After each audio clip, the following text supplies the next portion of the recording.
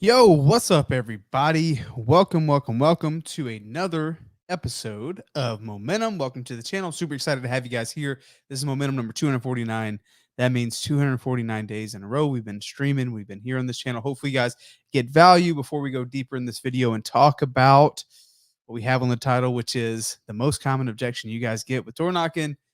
If you haven't already, head over to the YouTube channel, hit subscribe. Let's get into it. So, we are in the middle of Zero to Hero. Guys, we've been covering this on the channel. I guess if this is your first time watching, my name is Matt Beard. We've been talking about real estate investing, been showing you guys from start to finish. If you don't know where to get started in real estate, we're like, hey, if you don't have money, do these things. And we're showing you guys the actions it take to get leads, and then leads lead to opportunities, which leads to contracts, which leads to money, right? So during this process, we're in the middle of knocking on doors right now. So we're going out with Kyle, and we're having folks join us and knock on doors, and we're really banking on, hey, if we knock on 10 doors, hopefully we get 2 or 3 people answer, right? If we knock on 150 doors, hopefully we get 40 people answer, right? That is the metric that we track. 150 doors, 40 conversations. From the 40 conversations, 4 appointments should lead to a deal. So tracking backwards, it is important to just take the action, right? But what you guys are going to encounter when you're knocking on doors, regardless of the state that you're in, obviously we're in Phoenix, and we are what's called a non-judicial foreclosure state. So in a non-judicial foreclosure state, there is an auction, right? So there is, like, the bank goes out and they give you the seller a notice of sale saying, hey, you haven't made your payments, your property is going to go to auction, right? And reality is, when we're knocking on pre-foreclosures, it's important to first note that most of these people don't want to sell. Most of these people, at some point in time, if they wanted to sell, they would have already done it. Okay. But what it tells us is, at some point, right, they're definitely having some financial distress. They may not want to sell, but maybe selling is the best option for them. But they got their head in the sand, right? We can't just, you know, pounding in people's heads saying, "Oh my gosh, you need to sell, you need to sell, you need to sell." No, if they wanted to done it, if they wanted to do it, they would already done it. So we got to approach it a different way. We can't be like everyone else. Do we agree? I know you guys that are watching. What's up, Victor? What's up, Randy? Thank you guys for joining. But guys, we agree that not everyone in foreclosure wants to sell, but also you can't reason with the unreasonable, right? You can't help people that don't want help. But for the most part, you guys are going to start knocking on doors, and you're going to get one objection that is the most common, right? And I guess the one kind of ties into 2 different kind of responses, and we're going to go over both, right? So the number one objection you guys are going to get when you knock on the door is, I'm working with the bank, right? I'm working with the bank, or ties in together, I'm getting the loan reinstated. Reality is, most of the time they do not have it covered. There's been many times I worked with sellers, they lost the property. Many times I talked to sellers, they weren't able to save it, and I took them at their word, like, oh, yeah, he said he's going to get it reinstated. Oh yeah, he's working with the bank. I need to move on to the next one. That's not an opportunity for me. I check in 2-3 weeks, and boom, they lost the property to the auction, right? And that's super frustrating because, number one, it was a missed opportunity for me, but number two, they could have not lost the property. They could have, if I would have approached it differently, if I would have tried and just followed up with them and came from a place of service, maybe I could have had them talk, could have had a realistic conversation with them where they didn't have to lose the house and lose everything, right? So with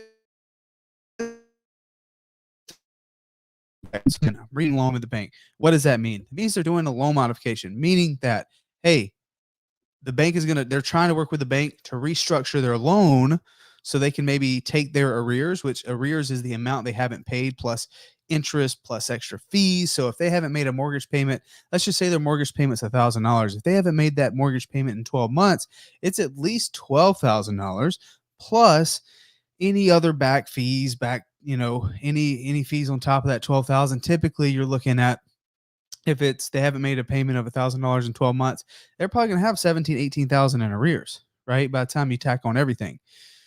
So with that being said, not always are they willing, like the idea of the restructuring of the loan is for them to take that 18,000 and put it on the back of the loan. Like, a lot of times when a bank approves the loan modification, they'll take that arrears, and it's like, okay, well, they have, we can possibly work with them, and we can take this 18,000, put it back on the back of the loan, maybe charge them a little bit more interest, and then possibly restructure the payments, right?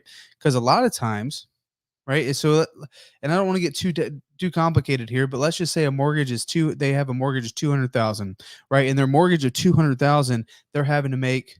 What would that payment be on 200,000? Roughly like 1,200 bucks, right? So they're having to make $1,200 payments on that 200,000. Now they've demonstrated that 1,200 bucks is just not feasible for them, right? But they can make the payment. They don't want to get in foreclosure. Look, the bank doesn't want to take their house. Regardless of what the seller tells you, the bank doesn't want to take their house. So with a loan modification, a lot of times the bank will be like, okay, the payment's 1,200 bucks.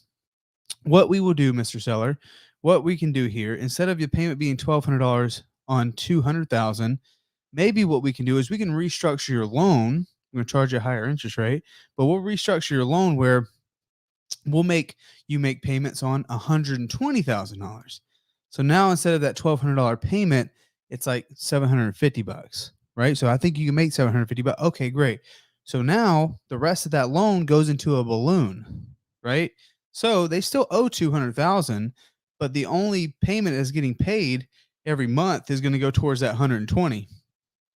The remaining 80 of that 200 is going to be sitting there as a balloon payment for whenever they sell the house or an X amount of time, whether that be 10, 15, 20 years, whatever's left on that mortgage, it'll be sitting there as a balloon, right? So in essence, it drops their payment so that homeowner can start, getting back on track, and, they restructured the loan mod went through great, their payments are less, and they can continue on with their life. But there is stipulations for that to happen, right? There's stipulations for a seller to be able to get approved for a loan modification, for to get those lower payments, right?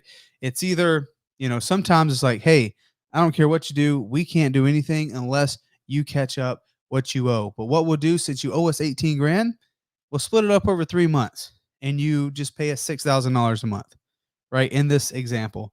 And most of the time, sellers can't do that. Most of the time, it's like, whoa, that's absolutely way too much. I can't do it. Right. So it's important to keep in the back of your mind when you're talking to sellers who is working with the lender, working with the bank. You're not going to present all this information, but it's important you are equipped when you have these conversations. Okay. So most of the time they can't do that. And then there's three other options that, well, not three other options, but there's three other ways that the bank will look at their loan modification and see like if it can be approved or not.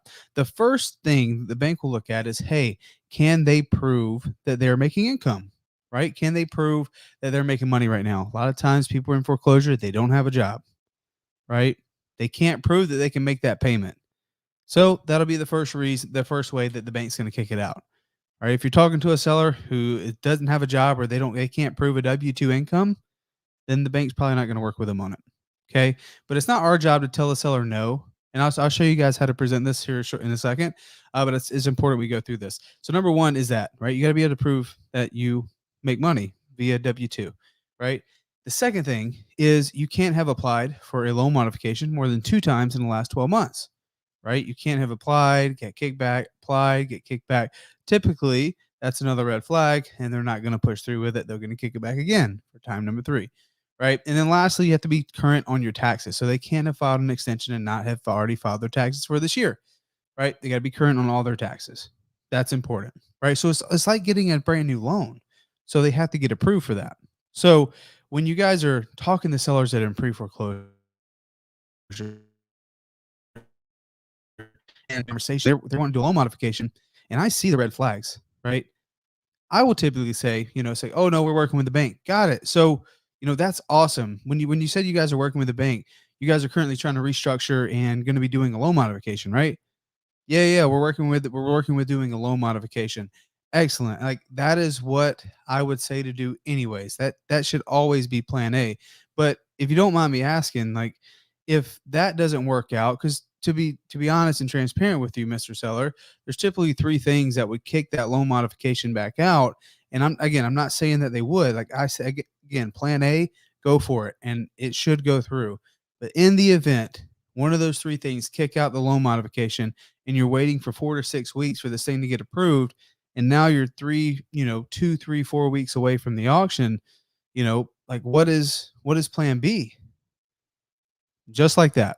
What is plan B? Well, I guess we would, I guess we'd sell the house. Or, I have an uncle that would loan us the money, or yada yada yada. Say, got it. Well, look, to be honest with you, there are many different options that can help you save the house. And a lot of times, the folks we work with, yes, look, I only make money if we buy the house. But if I know something that can help you save it, I'm going to tell you that. I'm going to work with you guys and say, hey, maybe you should do this or this. If it makes the most sense to save the house, let's look at all the options that are available. Is there a good time for me to stop back by? Maybe tomorrow. I know you weren't expecting me to come by today. I know I'm like just a stranger interrupting your day to day, but I love to have the opportunity to at least get back together and look at all the options that are available. And worst case scenario, you're just more informed, right? But a lot of times the folks that we work with, we're plan C, we're plan D, but at least you have an action plan. At least you have a game plan if the event that that loan modification doesn't go through.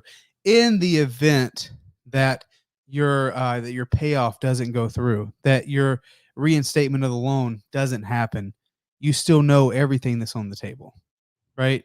So that is how you further that conversation. That is how you have a more educated conversation at the door. And I think it's more important now than ever as we continue through the Zero to Hero challenge that you guys are more equipped with talking to these people in pre-foreclosure. Look, this stuff is happening.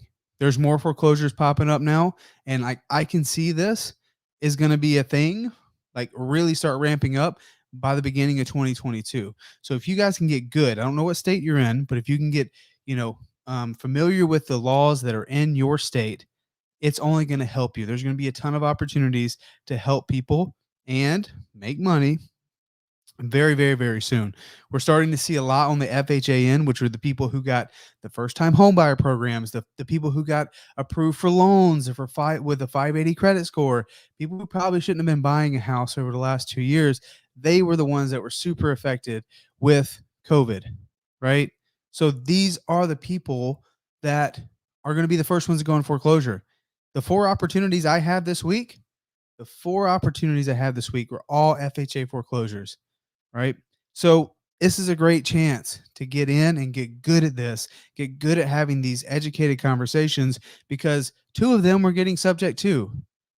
We're paying $2,000 for one property and we're paying 20 for another. But both of them are deals, right?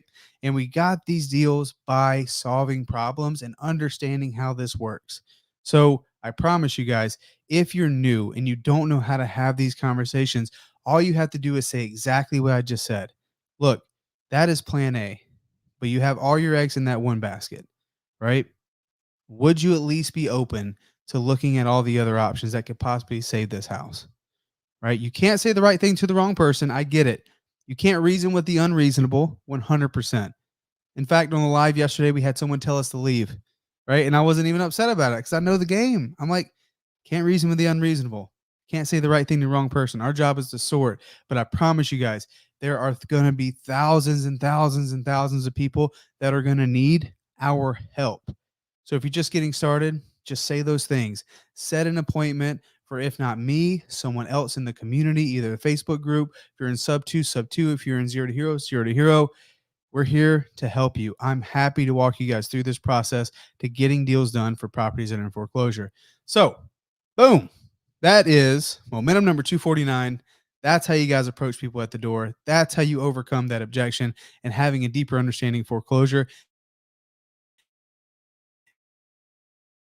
Only I equate it to the pitch is coming right down the pipe. It is our job to crush it, right? When it gets easy, we go hard over the next 24 months. I personally believe everyone here, we're in the golden age of this opportunity. Over the next 24 months, you guys can create generational wealth that is going to pay you and your future generations for years and years and years and years to come. So let's do it together. Let's make it happen, guys. Thanks for coming and hanging out with me tonight on momentum number 249, talking about foreclosures, door knocking. Hopefully you're taking action and making it happen. We got Q&A first thing in the morning. I hope to see you guys there. All right, guys. We'll see you soon. Peace.